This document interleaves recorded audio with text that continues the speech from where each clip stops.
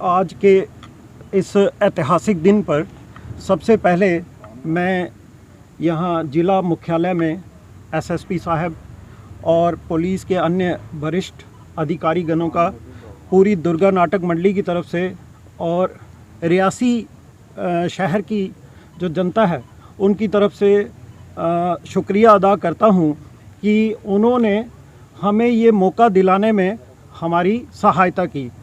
यहाँ तक रामलीला मंचन का सवाल है तो आप सबको ज्ञात होगा कि 1890 में हमारी दुर्गा नाटक मंडली एस्टेब्लिश हुई होगी। तो उस समय के पूर्वजों की, हमारे लोगों की क्या सोच रही होगी, तो जो आज तक ये मंडली चल रही है। तो मैं बार बार कहता हूँ कि हम लोग बड़े सौभाग्यशाली हैं कि हमें भी मंडली में काम करने का मौका मिला। और कलाकारी की यहाँ तक बात है तो मुझे ऐसा लगता है कि रियासी शहर कला के नाम पर बड़ा अग्रणी शहर है। चाहे वो कला का कोई भी आयाम हो, हमारे लोग निकलते हैं। तो दुर्गा नाटक मंडली में भी बहुत सारे युवा कलाकार हैं, बेहतरीन तरीके से एजुकेटेड लोग हैं। हम लोग जो मंडली चलाते हैं ये कोई हमारा प्रोफेशन नहीं है, हम लोग उसे श्रद्धा भाव से और धार्मिक रीति रिवाजों से चलाते हैं। तो ये जो हमें अयोध्या भगवान राम, मर्यादा पुरुषोत्तम राम की नगरी में जो रामचरितमानस के मंचन का मौका हमें मिला है, तो ये हमारे लिए एक ऐतिहासिक क्षण है। और हम लोग शहर रियासी की तरफ से अगर हम लोग वहाँ पे जा रहे हैं तो आश्वस्त करते हैं कि ऐसे तो कहते हैं कि होवत वही जो राम रचि राखा, लेकिन हम लोग पूरी कोशिश करेंगे कि हमारे पूर्वजों का जो सपना था कि रामचरितमानस खेलने का, तो उसको एक और नया वो मिलेगा, आयाम मिलेगा। भगवान राम का मंदिर बन रहा है अयोध्या में और हमें मौका मिल रहा है रामचरितमानस मंचन का, और हम लोग पूरी तैयारी में लगे हुए हैं। आने वाले जो 1-2-3 दिनों में हम लोग निकलेंगे। हमें वहाँ पर 5 तारीख के लिए स्लॉट अलॉट हुआ है मंचन के लिए, तो हम लोग उस दिन वहाँ पे मंचन करेंगे। उसके तुरंत बाद, क्योंकि अयोध्या इस समय जाना हमारा सिर्फ़ और सिर्फ इकलौता लक्ष्य है रामचरितमानस का मंचन करना, और उसके तुरंत अगले दिन हम लोग वहाँ से वापस आएंगे। और आप सभी नागरिकों को, मैं शहर के लोगों को ये आश्वस्त करके जाना चाहता हूँ कि हम लोग, हमारे शहर की जो दुर्गा नाटक मंडली की मर्यादा है वो बनी रहे। वो वहाँ जाके भी पूरी कोशिश करेंगे मर्यादा भी बनी रहे और हम लोग अच्छा से अच्छा जो हमारी भावना है रामलीला मंचन के लिए उसको भी वहाँ पे दिखा पाए। रियासी से दृश्य क्या दिखाएंगे ये थोड़ा सा अभी भी सोच का विषय है, लेकिन हम लोग जो भी दिखाएंगे वो हमारे लिए एक ये यात्रा है रियासी टू अयोध्या। तो हम लोग रामचरितमानस को एक कहानी के पैटर्न पर कहेंगे। शायद हम लोग, जैसा मेरा दिमाग में परसों से चल रहा है कि हम लोग इसको वाल्मीकि और गणेश, उनको आमना सामना करके हम लोग ये कहानी शुरू करेंगे।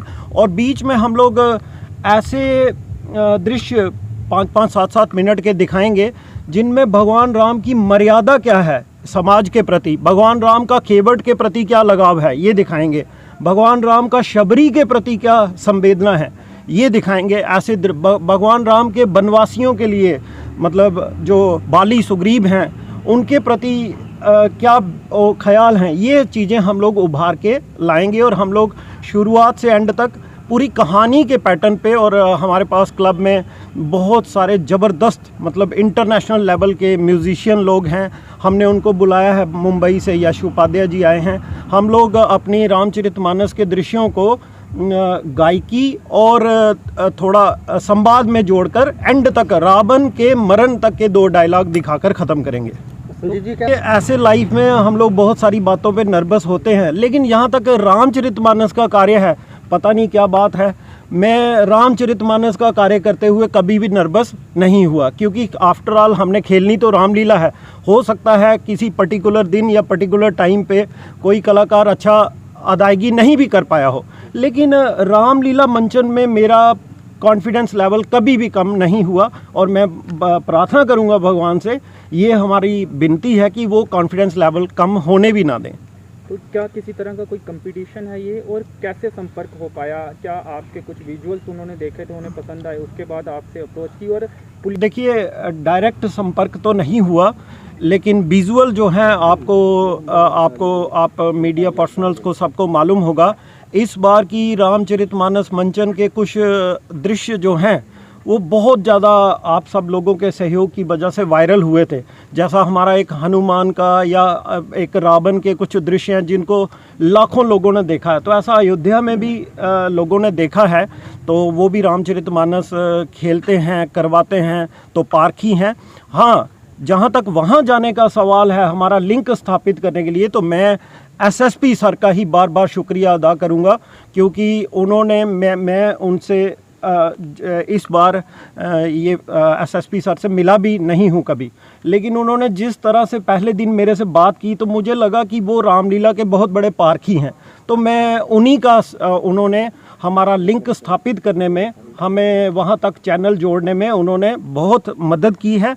इसके लिए मैं उनको शुक्रिया अदा भी करता हूँ, मुबारकबाद भी देता हूँ कि इससे रियासी डिस्ट्रिक्ट का, उनके ज़िले का भी नाम रोशन होगा।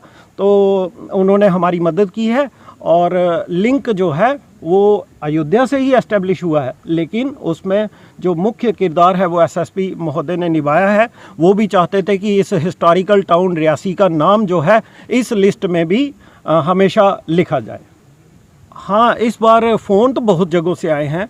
मैं फिर से आपका बार बार शुक्रिया अदा करता हूं, क्योंकि सोशल मीडिया का ज़माना है। तो इस बार सबको मालूम है कि कोविड के बाद रामलीला इतनी ज़्यादा अस्त व्यस्त थी कि ये भी नहीं पता था कि हम कर पाएंगे या नहीं कर पाएंगे। तो हमने जो हमसे हो सकता था हमने किया, और वो पूरे देश में चला गया। और हम लोग इस समय की अगर बात करें तो लगभग मेरी जो मंशा है, कम से कम 40 लोगों का हम लोग एक पूरा ग्रुप लेके उतरेंगे और हम लोग अयोध्या जाएंगे। और कोशिश ये है कि हम लोग 2 तारीख को यहाँ से निकलें और 5 को हमें जो स्लॉट मिला है, जितना टाइम मिला है, उस टाइम शेड्यूल के अंदर हम अपना जो हमारी भावना है उसको व्यक्त करेंगे और हम लोग 6 तारीख को वहाँ से वापसी करेंगे। और अभी कुछ नाम ऐसा कि इसी को लेके जाना है, इसको छोड़ना है, ऐसा कुछ भी नहीं डिसाइड हुआ है। हमें ज़रूरत के हिसाब से 40 लोगों की मैं एक टीम तैयार करूंगा जो अयोध्या जाएगी 2 तारीख को। देखिए, जहाँ तक पैसे की बात है तो हम सब लोग मतलब रोज़मर्रा में कामकाजी लोग हैं, सब लोग अच्छी पोस्टों पे हैं। हम लोग रामलीला कोई फ़ायदे के लिए नहीं खेलते हैं कि हमें रामलीला करके कुछ कमाना है, ऐसा कुछ भी नहीं है। हाँ, जहाँ तक फ़ोन की बात है तो मुझे इस बार हरियाणा से फ़ोन आए, राजस्थान से फ़ोन आए हैं, जिन्होंने हमें पूछा है कि अगर आप हमारे यहाँ आके 9-10 दिन जो रामलीला खेलते हैं तो वो अगर करें तो कितना पैकेज है आपका। तो मैं जैसा उनको बोला है वैसा ही आपको बता रहा हूँ कि हमने उनको बताया है कि ये जो नवरात्रे होते हैं, दशहरा वाले जो नवरात्रे होते हैं, इन दिनों में हम लोगों का धर्म है वो इसी मंच पे रामचरितमानस करना। इन दिनों में हम लोग रामलीला कहीं पे भी खेलने नहीं जा सकते। हाँ, और कोई विशेष धार्मिक दिन है तो हमें कोई बुलाए, हम जाएंगे, लेकिन आने जाने का खर्चा या रहने का कोई आखिरकार सिस्टम होता है। अभी हमारे पास क्लब में, वहाँ आपको ज्ञात ही है, क्लब में ऐसी लाइट्स हैं जिनकी कॉस्ट 40,000 है और हमारे पास 4 लाइट्स हैं, चारों ख़राब है। तो ऐसे खर्चे पड़ते ही हैं क्लब को, बहुत खर्चीला प्रोसेस है वो। तो हमने कोई ऐसा बिज़नेस पॉइंट ऑफ व्यू से किसी को ये बता दिया हो कि हम इतना पैसा लेंगे और रामलीला खेल देंगे या ऐसा कर देंगे, ऐसा हमने किसी को भी नहीं कहा। हाँ, ये ज़रूर बोला कि आप 1-2 दिन कोई विशेष आयोजन के तहत हमें आमंत्रित करते हैं तो हम लोग ज़रूर आएंगे और रामचरितमानस का मंचन करेंगे।